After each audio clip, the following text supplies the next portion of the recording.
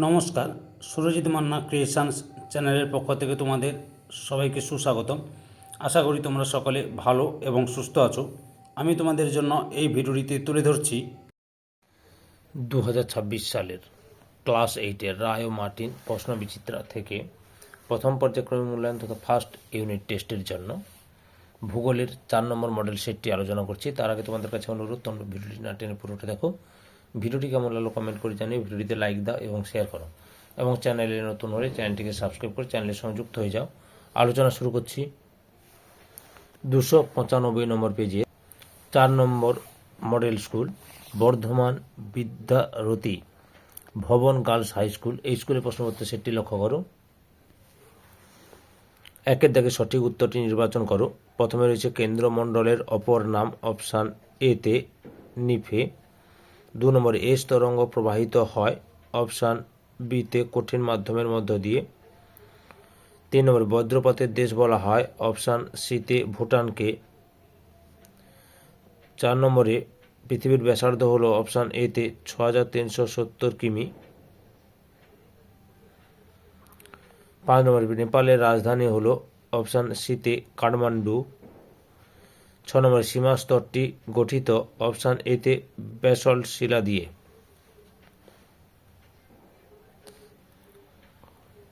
তারপরে 2.এতে শূন্যস্থান পূরণ করো। প্রথমে রয়েছে সার্কের সদর দপ্তর ড্যাশ কাঠমান্ডু।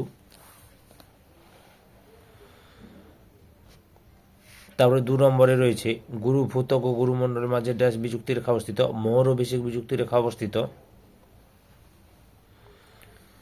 বি দাগের নিচের প্রশ্নগুলি অতি সংক্ষিপ্ত উত্তর দাও। প্রথমে রয়েছে দারুচিনির দ্বীপ কাকে বলে, শ্রীলঙ্কা কাকে। 2 নম্বরে রয়েছে লাভা বলতে কি বোঝো। এই প্রশ্ন উত্তরগুলো আমি রায়ান মার্টিনের সহায়িক বই থেকে দেখাচ্ছি, তোমরা লক্ষ্য করো। উত্তরটি তোমাদের এখান থেকে শুরু করে এতটা পর্যন্ত লিখতে হবে, বুঝতে পেরেছ।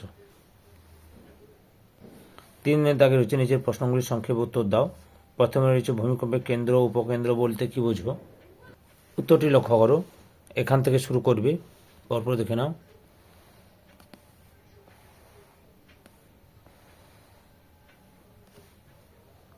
এতটা পর্যন্ত লিখবে। 2 দাগে রয়েছে অ্যাস্ট্রোস্ফিয়ার কাকে বলে। উত্তরটি লক্ষ্য করো, এই যে এখান থেকে সংজ্ঞা, এখান থেকে শুরু করবে, পরপর দেখে নাও। গভীরতা, প্রকৃতি, উষ্ণতা, এতগুলো বৈশিষ্ট্য দেওয়া দরকার নেই, 2টো বৈশিষ্ট্য দেবে, যে এত পর্যন্ত রয়েছে। 3 নম্বরে রয়েছে পাললিক শিলা 2টি বৈশিষ্ট্য লেখো। লক্ষ্য করো পাললিক শিলা বৈশিষ্ট্য, এই যে অনেকগুলো তুলে ধরলাম, মোট 7-8টা তুলে ধরলাম, তোমরা যে কোনো 2টি থেকে 3টি লিখে নেবে। এবার 4 দাগে নিচে প্রশ্নগুলির সংক্ষিপ্ত ব্যাখ্যামূলক উত্তর দাও, যে কোনো 2টি। প্রথম রয়েছে অভিসারী পাতসীমানা বলতে কি বোঝো, উদাহরণ দাও। উত্তরটি লক্ষ্য করে, যে অভিসারী পাতসীমানা কাকে বলে, এখান থেকে শুরু করে এত পর্যন্ত লিখবে। আর ফলাফল বা শ্রেষ্ঠ ভূমিরূপ 2টো লিখবে। 2 নম্বরে রয়েছে ক্যারেজ প্রথা কি, কোন দেশে এই প্রথা দেখা যায়। উত্তরটি লক্ষ্য করো, এখান থেকে শুরু করবে, পাকিস্তানে লক্ষ্য করা যায়, দিয়ে এতটা পর্যন্ত লিখবে। 3 নম্বরে রয়েছে ভারতে খনিজ ভাণ্ডার কাকে ও কেন বলা হয়।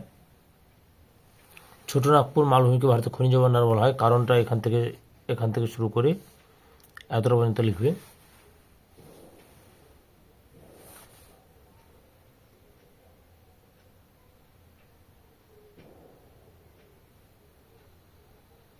5 দাগে নিচের প্রশ্নগুলির উত্তর দাও।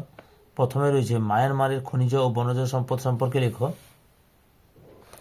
লক্ষ্য করো, মায়ানমারের খনিজ সম্পদ, এখান থেকে শুরু করবে, পরপর দেখে নাও। এত পর্যন্ত লিখবে। তারপর বনজ সম্পদ দেখো, এই যে এখান থেকে শুরু করবে, দেখুন পরপর দেখাচ্ছি।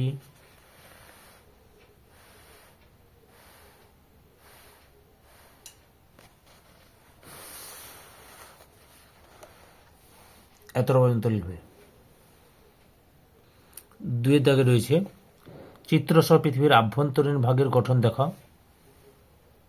এই ছবিটা আঁকবে, নাহলে তোমাদের পাঠ্য বইতেও ছবিটা দেওয়া আছে। আমি তোমাদের আগের সেটের 2 নম্বর মডেল সেটে দেখিয়েছিলাম।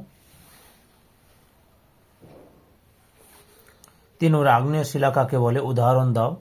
উত্তরটি লক্ষ্য করো, এখান থেকে শুরু করবে।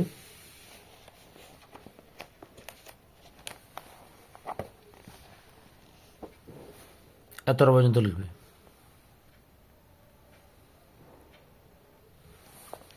নিঃসারী ও উদ্ভিদী শিলার 3টি পার্থক্য লেখো। পার্থক্যটি লক্ষ্য করো। মোট তোমাদের সামনে 9টি পার্থক্য তুলে ধরলাম।